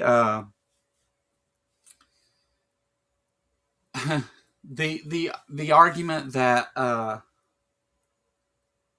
how the church was involved in all these different things, and in one part of the argument, Andrew Sotz, oh, well, it is all these denominations, and there are Catholics and Mormons, but those are all Christian. So when it comes down to it, it's still Christian. It's just there's a lot of different ones. I've heard that very person say that Catholics and Mormons are not Christians. Yeah. So Yeah, they're Christian when it helps their cause, and they're not when yeah, it's against their cause. they're fair weather Christians, right? Um, and it's like, I think that many Christians view it that way. Like, when it's politically or when it's advantageous for me to say Christianity is the largest religion in the world, yeah. But then whenever you say Catholics and Mormons aren't Christians, then it isn't. It's like fourth or fifth. Like, Yeah, if you sort everybody out to their identically matching beliefs, it's actually the biggest mess you could possibly imagine. oh, sure, 40,000 denominations, and I've made the argument numerous times on this channel that no two Christians believe the same thing. Like, you define God into existence, and then you match that to your moral framework and how you prioritize things, and then it all flows from there, right? It's all about. It all comes down to morality at the end of the day. Like, every Christian argument eventually boils down to a morality argument, which is one hell of a loser argument for them. But they can't It's see ridiculous. it. It's absolutely Yeah. ridiculous. Yeah. I haven't seen a morality argument get past the definition of objective and subjective. Like, Right. if you can't even get past that, then what do you just go away? Yeah. Yeah. The thing that they argue for isn't even objective morality to begin with. But That's what I that's the mean. foundation of their argument. And it's like, what are we doing here? Yeah. I Um, refuse to engage in morality arguments a lot of times. I mean, and then on top of that, if anytime someone's like, "Well, where did you get your morality from then, if not from God?" And it's like, are you telling me you'd be out there murdering if it wasn't Exactly. for God in your way? Like, because I don't believe that. Was everybody out, like, and they were okay with murdering and stealing and all those things, and then Moses handed them some stone tablets, and they were like, oh, we're no longer going to do those things. Like, is that the history that they want to portray? Like, they invented morality, and also, not to mention that 2 pages later, God directs those people to go kill everyone around them and take all their shit. So I like, just had this hilarious image in my head of like the Ten Commandment movies, and Moses comes down off the mountain with the tablets, and he gets to that commandment, "Thou shalt not murder," and the audience reaction is, "Ah." oh, or oh, like surprise. Yeah, Like, who would have thought, that would be a problem? Like, guy we wipes his argue knife off, like, okay. that God is all good and all this stuff, but if that's your argument, he let people go for some 100,000 years before he was like, maybe you shouldn't kill each other. Like, it's so absurd whenever you really start to put it into terms that are not that are easier to understand. Like, I think that sometimes the multiple perspectives that we have within the atheist community on YouTube, that's obviously a strength for us because we have people from all different backgrounds and scientific disciplines and all that. That's obviously a strength, but there's also this capability to communicate that information in a way that most people can understand. And um, some of the people within this community, like who are really good at the scientific arguments and things like that, would look at me and say that I may be stupid and like, don't listen to that guy. He don't know anything. He's not that smart and stuff. But it's the ability to communicate those ideas in ways that people understand. And sometimes those complex scientific arguments are just that. They're it's not that they're over people's heads so much that they just zone out to it, right? But there's different ways to hit different people. So I really benefit from those complex scientific discussions. Like, that's what I prefer. Like, I would rather you get to the point and use precise language so that I know what you're talking about. I prefer that, but some people prefer like, let's talk about it in a way. Let's make different analogies and put it out there in a way that any person that's listening can understand. And I really try to do that much of the time. And it's why that I often don't prepare for anything, because I want to be myself and say it in the way that I would say it to my girlfriend or my mom or whatever. Um, and I think there's a benefit in that. Maybe it's not the best way or the most popular way, and it's not going to gain the hugest following, but it's meeting some people where they're at, and that's where some people are. And I'm not saying they're not smart because of that. I'm just saying, like, different styles hit people different ways. And you know, Christopher Hitchens was somebody that I understand didn't always make the most logical and the best philosophical arguments and all that stuff, but you can't argue that he wasn't effective. And I think that being effective is often uh, just as important as being right. Yeah. But I've often said that my best strength as a communicator would be as a game show host. I'm not so sure that I make my points very clearly and stuff, but I can definitely help people get their ideas out and maybe try to clarify a little bit better or drive a conversation. And that's yeah, why I've been over on the Facebooks, kind of like slumming it with some of those people over there because it's been good practice. Now I've come across some like scary ass people that I'm just like, I can't believe there's one group in particular. It's actually just a group in my town. It's yeah, named after the town I'm in. And like this one guy keeps posting things like um um immigrants are like sperm, millions get in, but only one works. yeah, And I'm just like, what the fuck? So I started engaging with this guy. And then the craziest part is that not only is he in my town, but when I make like an argument of like, that's the stupidest thing I ever heard and crazy offensive or whatever, is the 16 other people that come in right underneath me to tell me I'm an idiot. yeah, right. And I'm like, what the heck? It's like, it's that ignorance shroud, right? Yeah, yeah, yeah. It's the like, these people only live in Kentucky. I don't have to worry about. No, they're in my backyard, and Yeah, you would think ignorance shocked. is cured by information, but it's not as simple as that, is it? No. Uh, In fact, we had a shooting over the Christmas break oh in wow, my town.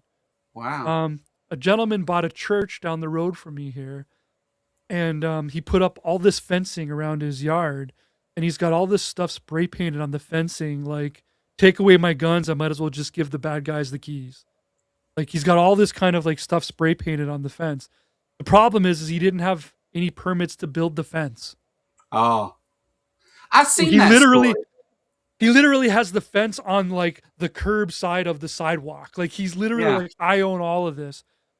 So when the city showed up to take the fence out because he didn't respond to any of their letters, the city called the police. The police came and someone got shot. Now, yeah, luckily, her vest saved her, so no one was hurt, no one was killed. yeah, Um, but they kept flying drones into his building, and he kept shooting down the drones. like, um, it took 24 hours of a small lockdown, but they got him yeah, out. No one else got hurt. Just by the yeah, way, like props to our local police force. It might have took 24 hours, and some people were really pissed that they were locked down for 24 hours because the same people that were locked down in the neighborhood have also been trying to tell the cops for 3 months this guy's off his rocker, and they did nothing. But yeah. no one else got hurt, not even the guy with the guns and shooting and everything. Yeah. Well, tell people who you are and what you got going on and all that stuff real quick. I'm gonna run to the restroom, and I'll be back by the time you get through that. Okay. Well, I'm Justin from the YouTube channel This Just In. Um, I do some fun stuff over there from time to time. Lately, I've been doing a series called Reading from Right to Left. I'll have a video coming out hopefully before the end of this month with Aaron Ra and a couple other people where we're going to read a children's book that is apparently about free speech or the lack thereof, which will be interesting. Um, but most exciting is tomorrow I'm going to be on Skeptic Haven um, with Neil, the 604 atheist. So go check that out. I believe the thumbnail for that still has me with Trevor from Believe It or Not, but Trevor has some even more exciting things going on with him. So he had to like step aside from that. So I'm pretty sure I'm going to be with Neil. And if you haven't seen Neil and I on Skeptic Haven before, it's always a blast when these two Canadians get together. So Skeptic Haven tomorrow night, 8 p.m. Eastern time. Me and Neil, the 604 atheist, going to take some calls and talk to some people. But yeah, Trevor was supposed to be the guest, but if you guys don't know, Trevor from the channel Believe It or Not has become a real good friend of mine. We've become quite tight. He's going to speak at Oxford University. That's right, Asalon. Trevor is coming to the UK to talk at Oxford. So Trevor's on cloud nine right now. So if you haven't checked out, I'll plug his channel too, Believe It or Not. He just put out a new video the other day. It's over an hour long of white supremacy in the Catholic Church and stuff, or the Christian Church and stuff. So really good video. But yeah, I'm just plugging my fellow Canadians at this point, not even just myself, but I'm Ah, super that's proud okay. of Trevor. That's Um, okay. Yeah, yeah. No, Trevor's been doing big things.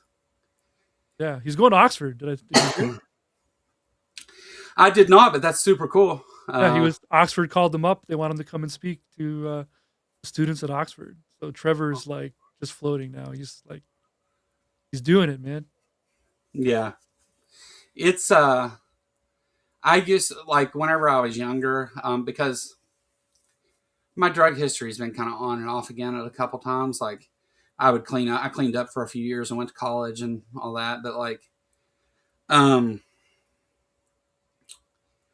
the like I was asked to come speak at like my high school that I went to about don't make the same mistakes I did, blah blah blah. And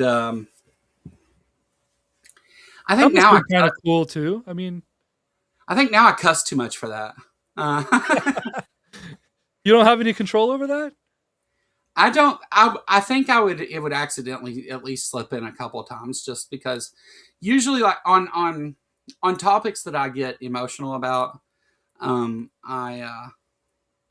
tend to just speak what's on my mind, and my I mind thinks mean, in cuss words. a well-placed swear word, even under the umbrella of a high school assembly type of thing, can be impactful, and I would believe that most high schools wouldn't get on you too hard Yeah. about it. If it's every other No. word, then you're just using it willy-nilly, but Yeah. I've gone to a No. few assemblies where, the speaker dropped an F-bomb, and that pricks up a Yeah. student's ears and gets their attention pretty easily.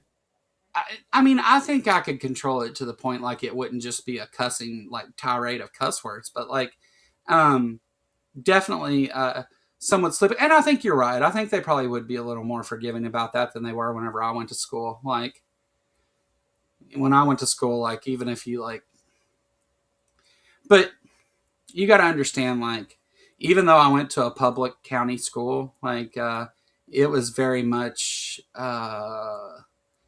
there was a lot of religious things going on. Like, Yeah, we yeah, were yeah. taught intelligent design and stuff. So like, it was, it wouldn't have went over well.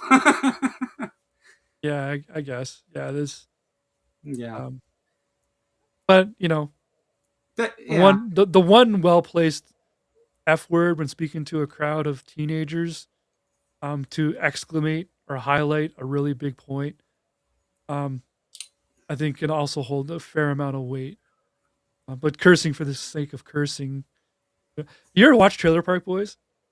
My favorite show ever, dude. I've Right. watched Just I've watched everything they've made 10 times over. the episode Ricky is in court and he can't defend himself properly if he can't swear. I think Yeah. it's so funny. In fact, I almost buy it. I almost feel like if I was the judge in that case, I'd probably be like, you know what? Fine. Get me some jalapeno chips. Yeah, he What almost goes makes around is all around. yeah, he almost makes a valid point of like, I can't Yeah. fucking express myself if I can't fucking swear. Yeah, yeah. How can I defend myself? I have a right to defend myself, and if I can't do it without swearing, it's not fair. I sometimes like I'll be in conversation and somebody will say something and I'll throw what I call a Rickyism out there. I'll say some stupid shit that Ricky said just to like make people stop and that what did you say? Like and nobody well not nobody, but rarely do people get the joke. Like they don't get what I'm saying. But um it's kind of disappointing what's going on with Bubbles. I mean, Mike Smith has Yeah, gotten himself in some trouble. yeah. That But show also government funded, by the way. it's weird to watch. It's weird to watch the reaction to that because you see so many people that can't separate the character from the person. Like they're like Bubbles did that, and it's like no, Bubbles is a character that person plays. That doesn't mean that they are the Bubbles person Yeah. in real life. Well, And he's the yeah, brains behind the whole show too. oh, I I know, worked right? I worked with those guys. Um, Yeah, yeah, I toured with them a little bit. yeah, And Mike Smith is the brains behind all of it. In fact, he closes every show as Mike Smith. So they were doing a tour where the whole gimmick was they got arrested for marijuana, and Were you that they had to swearing go, at? and they had to go as part of their community service, go and do talks around the country, about the dangers of marijuana. Yeah, So they would go on stage, and it was a whole comedy routine skit about them like talking about the dangers of marijuana. But Ricky would always like sneak a puff over here or whatever. But then every night after the show, the main hour and a half skit was done, Mike Smith comes out as Mike Smith, takes the glasses off, brings out his guitar, and he does a sing along for 45 yeah, minutes with the crowd. yeah. Um, Uh, yeah, Mike Smith and well, of course,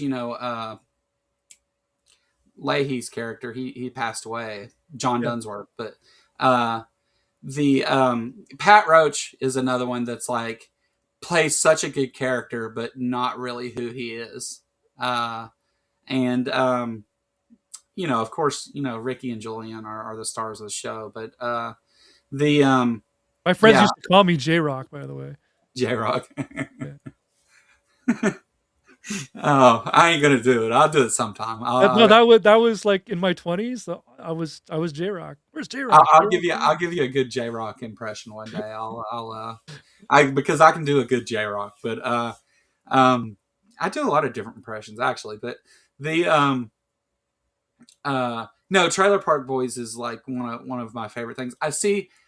I discovered Canadian TV before a lot of people did in this area, like Showcase. Like I because I was like one of the leading pirates in the world at one time, and again, not a good thing. You shouldn't do that. But um, Sounded a little braggy. Just saying. well, yeah. Anyways, Well, I'm just saying that because of how much of that I was doing, I was finding things that weren't available here in the United States readily for right. people, and um, whenever I discovered like uh, Trailer Park Boys and Kenny versus Spinny, Love that um, show. yeah, and eventually Kenny versus Spinny did have something on Comedy Central here, but it was a much more toned down version. All their Like stuff is being re-released on YouTube for free in 4K, by the way. yeah, and Kenny now does like the commentary pieces on it, like redoing some of those that they had on the DVDs and stuff. And it's so much better without Spinny. But you know, I those shows, and I was like, this is what like if you're gonna talk like reality television, like Trailer Park Boys was satire of reality television, right? It was they took reality television, and before it was even really well, it was already big, but It was like um, it was done the same way The Office is done, except in a trailer park. yeah, right, Yeah. and it was genius, I thought. And some people like just don't get it, like they watch that and they just don't like, why is this entertaining? And they just don't get it. My boss at the time was deeply offended. I played him a video of Rickyisms, just Ricky saying different stupid things, and he did not find it at all funny. Which was fucking hilarious to me. Yeah. But yeah, those guys, I think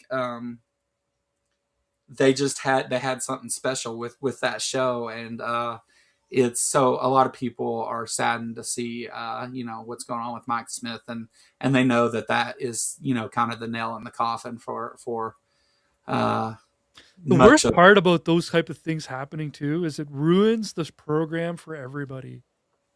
yeah Like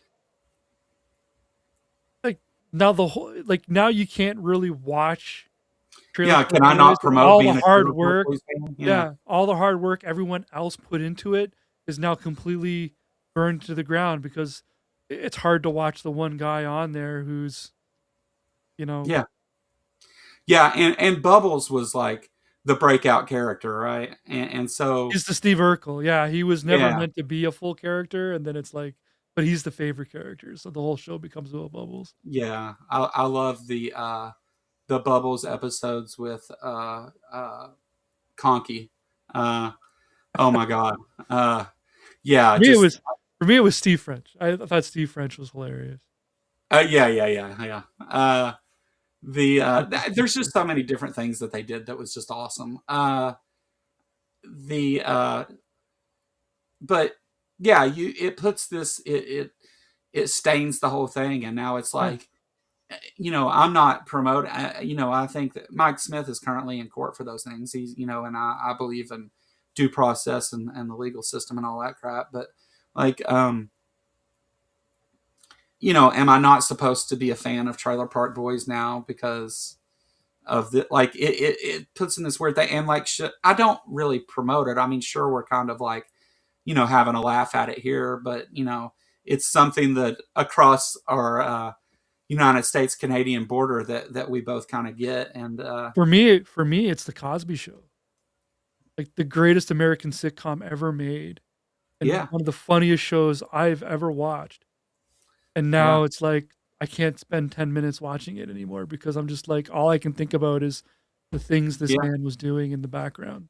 yeah, It's like all the hard mm, work that Malcolm Jamal Warner, who passed away, put into it, and like um, Felicia Rashad, who was in that show, and like um, the spin-offs that came from that show are even still too close to it for me to watch. well, And it changed, unfortunate. it changed sitcom television forever. Like that, Everybody was comparing themselves to that show and yeah. trying to be not that show or the anti-show of it. Yeah. Yeah, it was one of the most influential shows ever. It's like whenever I listen to the Beatles and uh, my girlfriend's like that music's weird or she doesn't like it or whatever. I mean, she respects it and understands its importance, but um, like I listen to the Beatles and it's like I'm at awe of how influential this was to every music genre going forward after this. Like it changed music forever, and it's not every show that ends up being popular. Even the most popular shows don't always have that effect, but every now and then things do. The Beatles influenced everything from rap to jazz to pop music to rock and roll. Like it's all and still gets sampled all the time today. Yeah, there's that big guy. Girl. Girl, there's that big girl. That's a Sorry, the chat huge asked great thing. for her. Let's put you up there. Yeah. She's 120 pounds of pure love. You see that doggy on TV? Okay, good girl. Yeah. Get off. But yeah, it's and you never know the things that are going to do that. Like the Cosby Show, I mean, they had the recipe for it from the beginning, I would say. But a lot of other shows that changed, changed culture, even multiple different cultures are. They're not always. It's not always obvious that they're going to have that effect. I feel like, yeah, yeah, You won't get down. Aria, yeah. okay, get off, please. Yes, I love you. Off. And you're What also is she really like? hot. Is she like Brendel? Is that what she is? Yeah, Merle Okay. Brindle. Yeah. But she's leaning right on me, and she's also like 1,000 Yeah. degrees. Yeah. She's just resting there. Right? Normally she gets off when I tell her, but she She's wants to be checking a out star. something. She's got her eye on something. Wants to be a star. Hey, off, But off. yeah. Are you being a diva? Anyways, but yeah, all of this great stuff destroyed because somebody screwed up. Look at Kevin Spacey. I can't Yeah. watch all of his. He was my favorite actor at one point, which means a Yeah. lot of movies that I absolutely love, I can't watch. I feel guilty Yeah. watching them. Are we going to see that with Ashton Kutcher now too? Like, I don't know, man. it's it's it's awful that it is that way, but at the same time, like, how can you not think about those things? And especially whenever you're talking about comedy, right? Like, Yeah, it's not it's funny anymore. yeah, it's not funny anymore. And like Yeah. you see things that may have been funny back at the time they were said that are really like dark now because of what eventually happened, and it's a shame that but I guess Yeah. I guess some of those stars are assholes too. They're people too that do awful things. Fresh Prince wanted to be the more relatable Cosby Show. Married with Children was supposed to be the anti-Cosby Show. Yeah, yeah, all influenced by that show. That Like, I just, I just hope that like The Office doesn't ever have anybody come out with some kind of problem on that show. And MASH. I don't want to ever hear that like Alan Alda was a predator as well or something. Because by the way, if anyone here has never seen MASH, you're missing oh out god, on probably one of the greatest American television shows ever yeah, made. And I'm talking full on for comedy, politics, just hilarious. human rights. Like they can hit you in the feels and have you laughing the very next Yeah, second. It's so way before its terribly time. underrated. Yeah. Yeah, yeah, It's absolutely amazing. And it hasn't aged too badly. There's a couple no, episodes in the first couple seasons where like there's a little bit of sexism there where the yeah, main characters will call a nurse like sweetheart or dollface or whatever, but Yeah. If you can look past that, it's The stayed later very seasons well. are beautiful. Like and the show ends in such an emotional way, but still a comedy. Like it's just an awesome show. Yeah. The You watch a couple seasons of it, and you'll start to ask yourself, how do they write this? Because how was I laughing in tears in one second and then just crying emotionally in tears in Yeah. another? And the guest stars, Patrick Swayze guest starred on that show, like Mhm. George Wendt guest starred on that show. You want to see some young oh man, And I would argue that what was his those shows name? have roots in things like Andy Griffith. Like Yeah, like I think that it's just it's a neat evolution of things to watch, and yeah. And the I'm not. historical roots, and it really shows you how people used to think back then too. Yeah, There's an yeah, episode I'll never forget where there's this white guy comes in and he needs surgery. And he goes, "Hey doc, make sure I get the right color blood." yeah, And I'm like, "What the heck is he talking about?" And it turns out people used to think that the color of our skin was related to the color of our blood. yeah, So yeah, that'll mind fuck you right yeah, there. But then the comedy comes in where the doctors decide to slowly start to dye his skin color and bring him down a couple of tones. yeah. And then the African American nurse comes over and she's like, "Looking good, sweetheart." And like totally put him in his place. It was Uh, amazing. It was yeah, so yeah, and funny. that was the cool thing about it, like because so many shows at that time would have just went the other way with that. They would have done some raunchy comedy about it. Like it would have been it wouldn't have aged very well, is what I'm saying.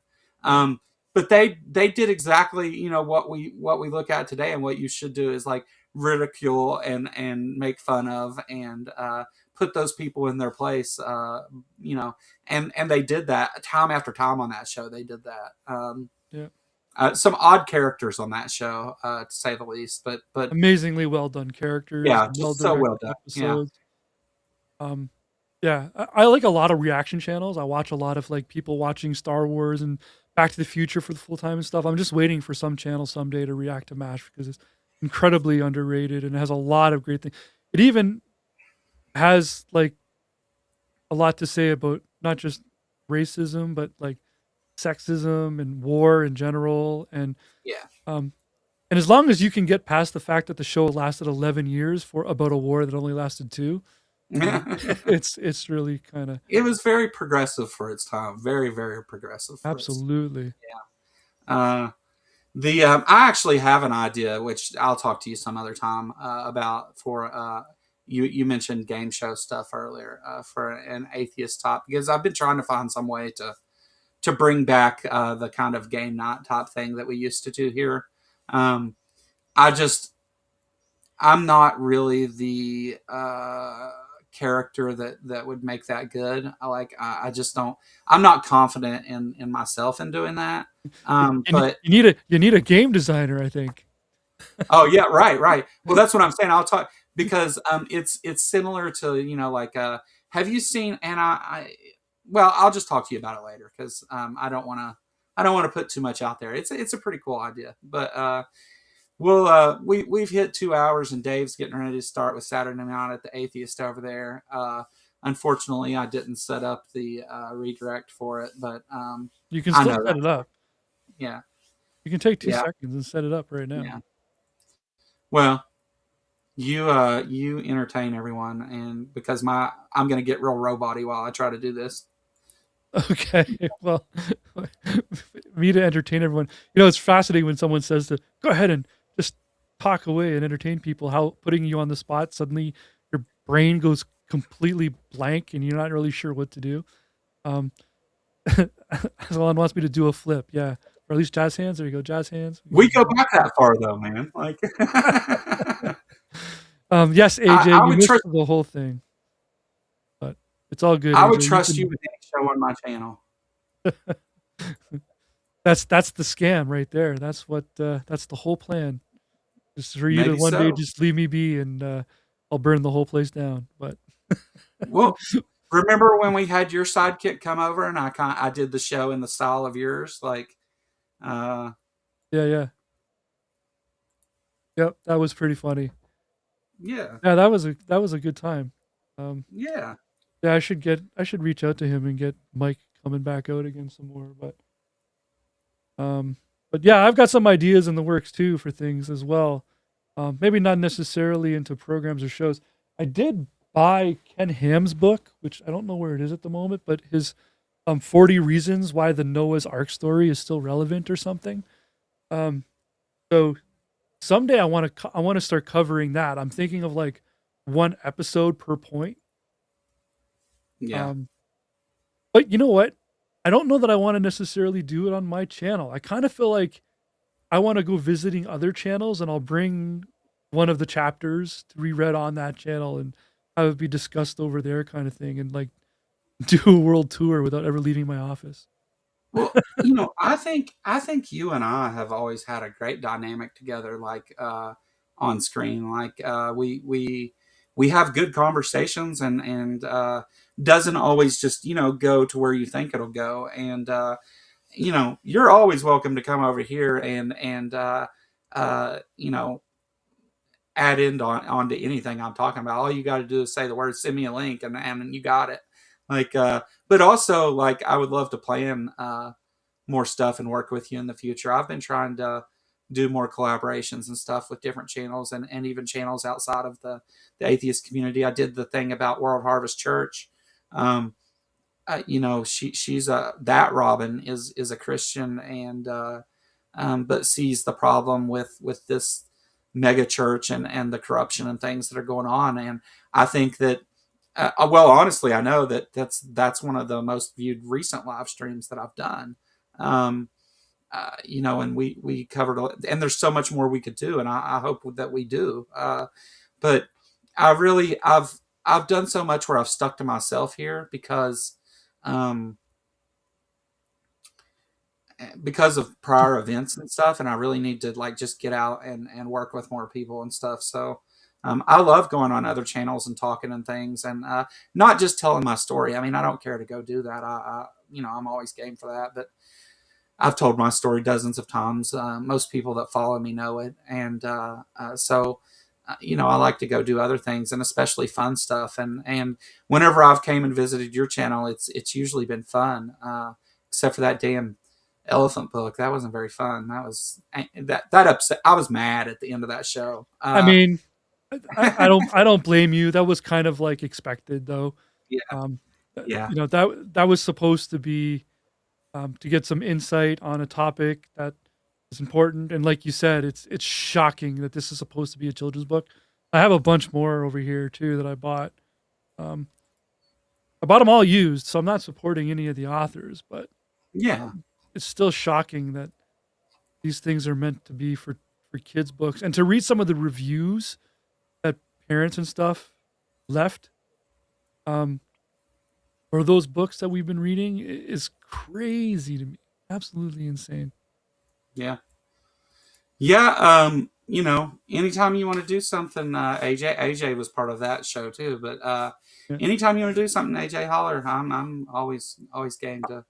I was gonna do something over the holidays, like I had done in the last few holiday seasons, for like some kind of just game night and Yeah, celebrate or whatever. I wanted, you know, things went different this year, so I just skipped it. But what I had cooking was Hollywood Squares Atheist Edition. I wanted to uh, get like two people to come on and have a have a panel of like, like you and Mark and whoever else I can stick in a box and do this classic like Hollywood Square style game. Like I did you, a Family Feud one year, and that was pretty fun. Mark Reed and I, like, we don't talk often, but I would consider Mark a very good friend of mine. Like Mark's a good dude. I'm always happy to work. I'm always happy as hell to see Mark on a panel I get to join. But yeah, I think that sounds like an awesome idea. The Jeopardy thing that you helped work on over here that I tried to do, if the host would have done it, would have been an awesome way to do that.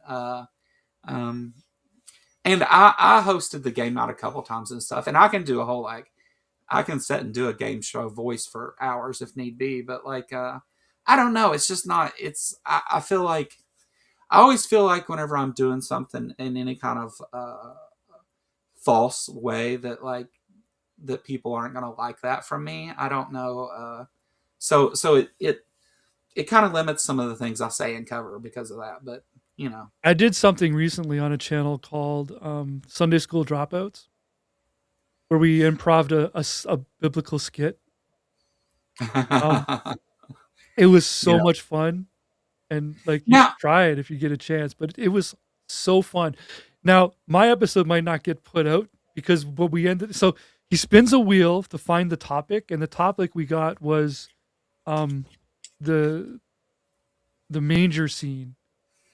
And so because it was we recorded after Christmas, he kind of feels like it's a Christmas episode. So I think he's gonna sit on it for like yeah, 12 months. He's gonna sit on it until December uh, before he releases it. But we eh, did a great like improv skit where I was yeah, playing Joseph looking for a room at the inn. yeah. While Mary's yelling at me from the donkey, and I just keep telling her to like shut up and unpack the bags. She's going in labor, and I'm trying to like sort out the room scenario. It was so funny. I uh, I sung parts of Christian uh Christmas carol songs the year before this, not this past Christmas, but the one before, and that was fun. The Now I feel differently about comedy. I think that that's a different thing, and I've tried to put together to do comedy stuff a number of times, and I just can't get people on board to do it. You know, like um, it's just it's tough to get people to take, because it's not something you can just like show up and do. Like you have to, there's preparation, and it's better, it's better recorded content than live content. And a lot of people I associate with are just live streamers, and so they're not really doing that stuff anyway. And it's just I've wanted to do comedy stuff. In fact, the political show was originally meant to be like news satire, is what it was. It was not quite to the extent of like some more news or whatever, but like just like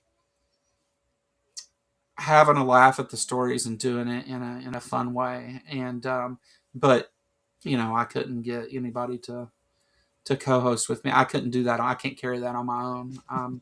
I go on tangents and ramble too much for that. But No, you? yeah, right. This show is just one tangent, right? Like it's Well, just that's the problem when you get a game show host on here with a guy like you, and it's just gonna be just tangent after I tangent. mean, we talked about MASH and the Trailer Park Boys.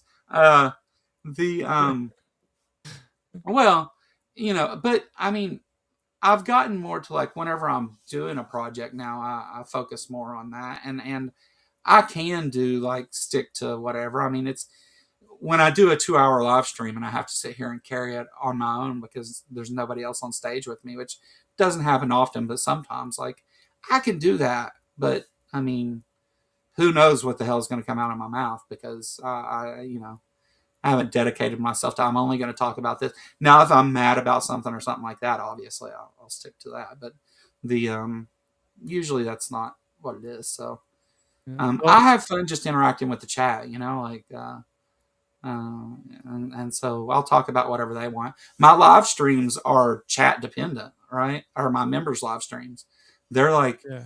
whatever the chat wants to talk about, and some of my favorite streams have been those, because we get into stuff I wouldn't really talk about on a open live stream. But anyway, I better wrap up. We're stepping all over Dave.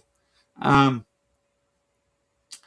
so man, this just in. I love what you're doing with it. I had a great time over there. Um, Thanks, man. Looking at the those right wing books and stuff. I hope we get to work together soon in the future. I know you've already kind of plugged and whatever, but anything else you want to tell The everybody before only we? thing that matters right now regarding me, and if you, um, like me and you want to show support for the things that I'm doing or anything like that, is tomorrow night, 8 p.m., Skeptic Haven. I'll be there. You should be there too. Don't worry about my channel or other shows I'm on or anything else like that. But if you're like you want to help support anything I'm doing, let's start with Skeptic Haven tomorrow night, and then if you come check me out tomorrow night, I'll let you know how to check me the next time. Yeah. They messaged me about coming on and doing a call-in show over there, and I told them to. yeah. They sent me a message about it, but I haven't heard back. Which I know they've got things planned. I'm not worried about it. I mean, like I know how those things go. But Well, they're so booking into March already at this point, and right. I'm sure I'll make an appearance at some point. I've done that before over there.